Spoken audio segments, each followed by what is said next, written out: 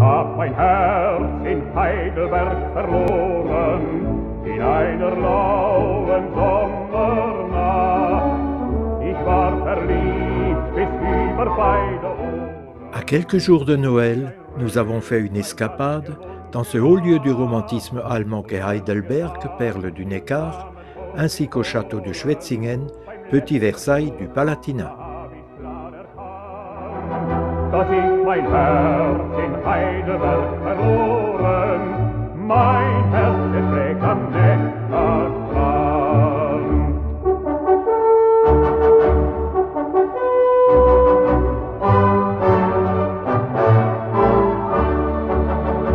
Und wieder blüht wie damals am Neckarstrand der Wein. Die Jahre sind vergangen und ich bin ganz allein. Und fragt ihr den Gesellen, warum keinen nahm, dann sag ich euch, ihr Freunde, wie es kam.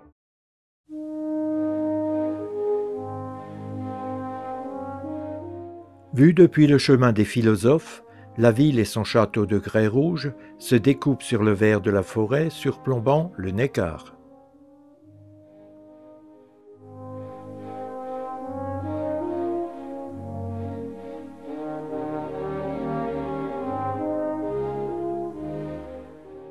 Le vieux pont, édifié au XVIIIe siècle, est encadré côté ville de 2 tours qui datent de la fortification de Heidelberg au Moyen Âge.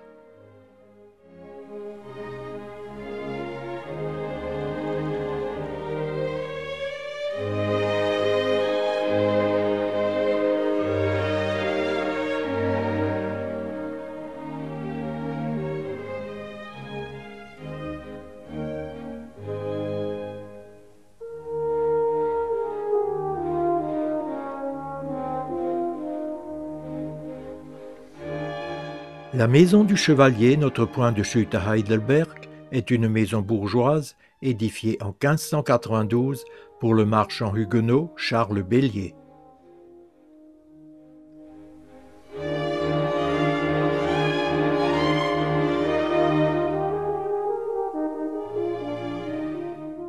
L'église du Saint-Esprit est un témoin de l'architecture gothique tardive.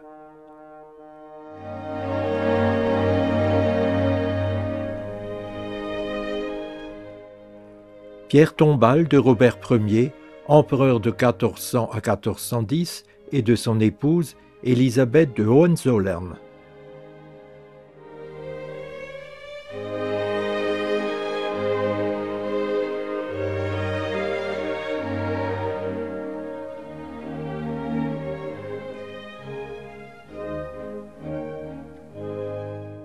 De style baroque, l'église des Jésuites s'élève soutenue par de solides piliers dont les chapiteaux sont décorés de stucs rococo.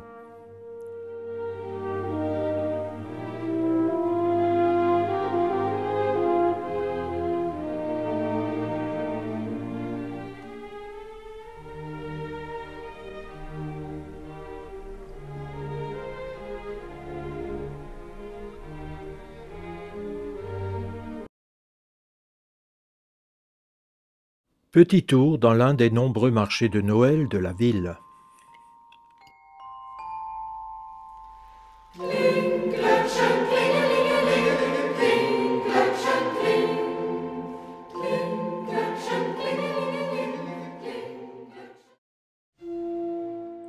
Retour au romantique hôtel St. Georg, la seule maison de la Renaissance à avoir été épargnée lors des ravages de 1689-1693.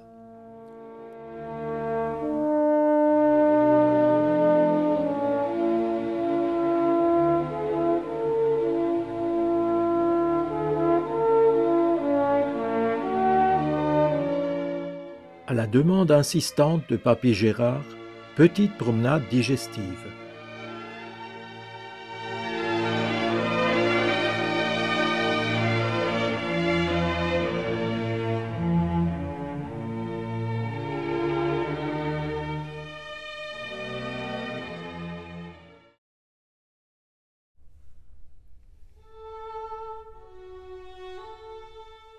Depuis le marché aux grains, montez au château en funiculaire.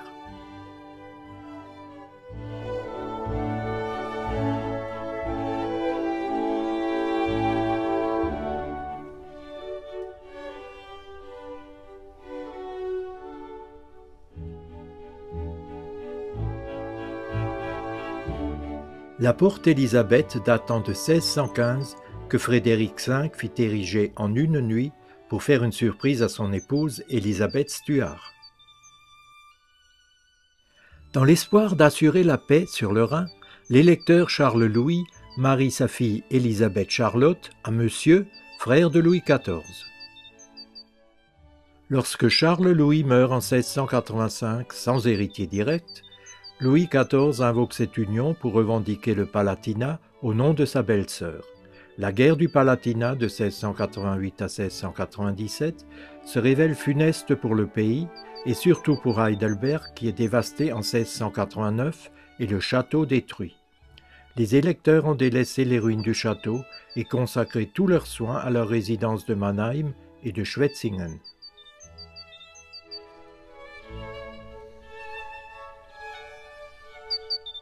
L'aile de Frédéric dresse ses deux pignons festonnés.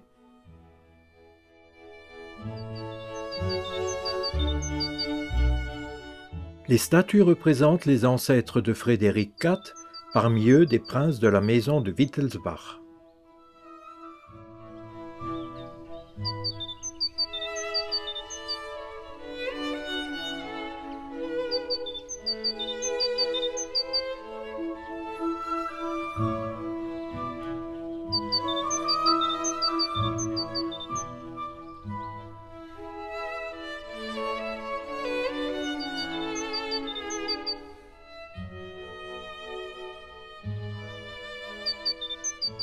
L'aile d'Otto Henri, souverain éclairé de la Renaissance.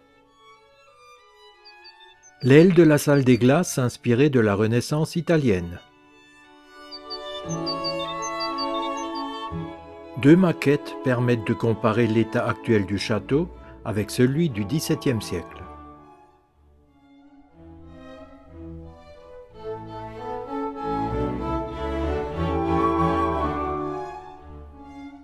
Le château et ses jardins avant la destruction.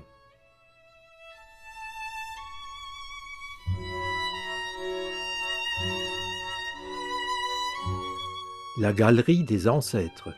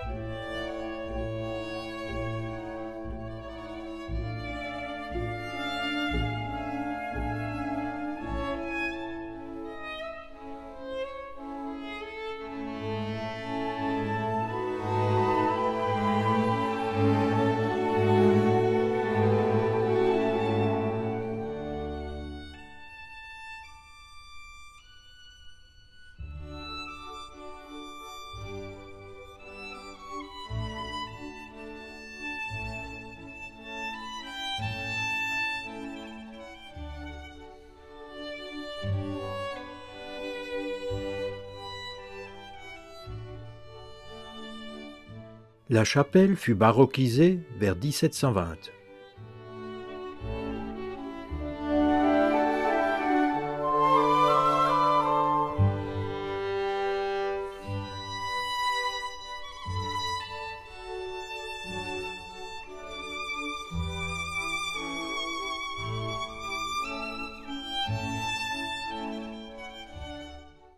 Ce gigantesque foudre fut installé par Charles Théodore à la fin du XVIIIe siècle. Une pompe permettait de tirer du vin depuis la salle royale.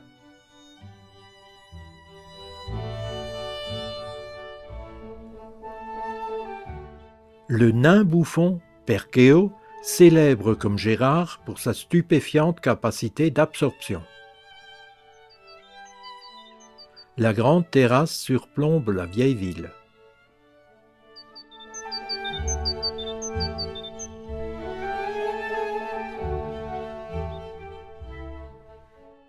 Ce musée présente des ustensiles d'apothicaire des XVIIIe et XIXe siècles, une collection d'anciennes préparations pharmaceutiques et un laboratoire réunissant les instruments anciens dans la tour de l'apothicaire.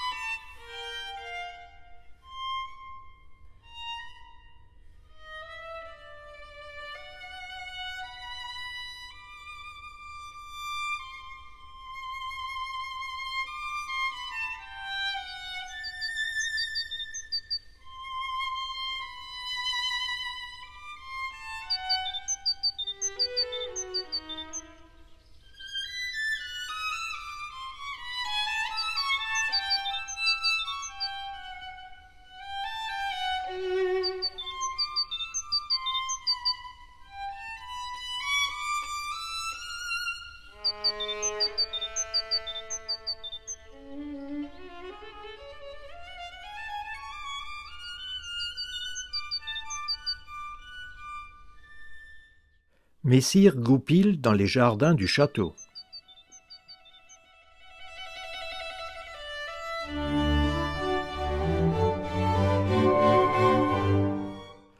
Le musée du Palatinat électoral, aménagé dans un palais baroque, est remarquable.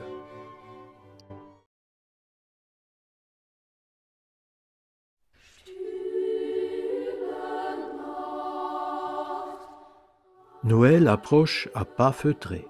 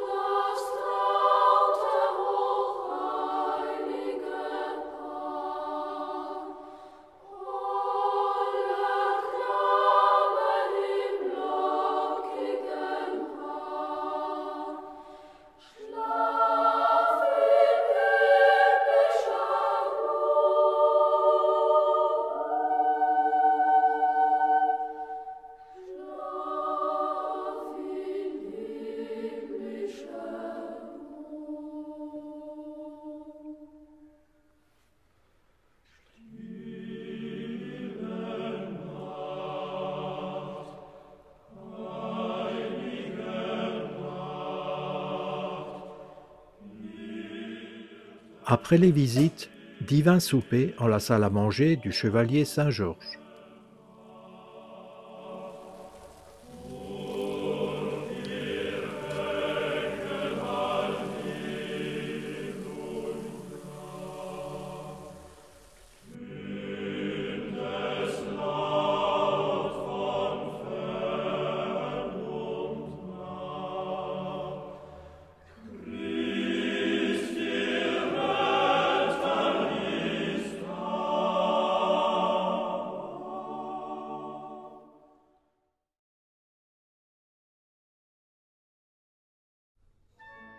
Tel un petit Versailles, le château de Schwetzingen, rebâti entre 1700 et 1717, s'érige dans le Palatinat.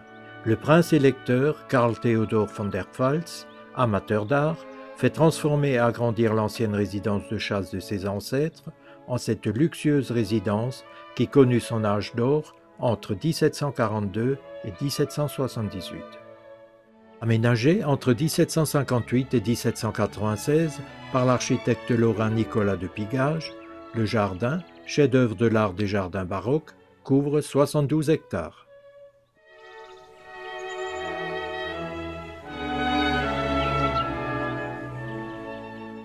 Le Zirkel, ensemble de bâtiments d'un étage disposés en demi-cercle de chaque côté du château, en sont la caractéristique la plus marquante, unique en Europe.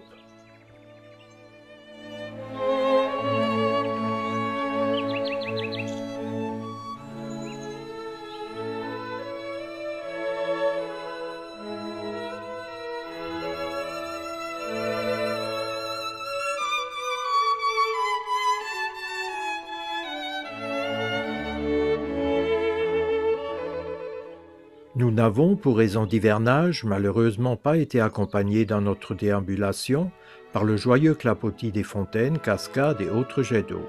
De même, les statues, dans la majorité, se cachent sous de laides caisses protectrices.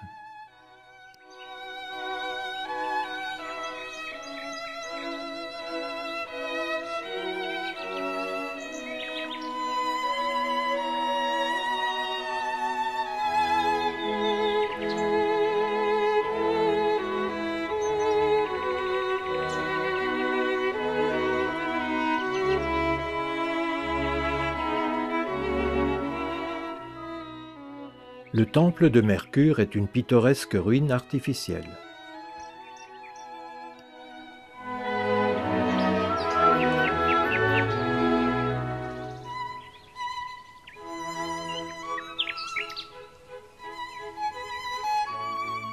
Magnifique mosquée à coupole de style mauresque.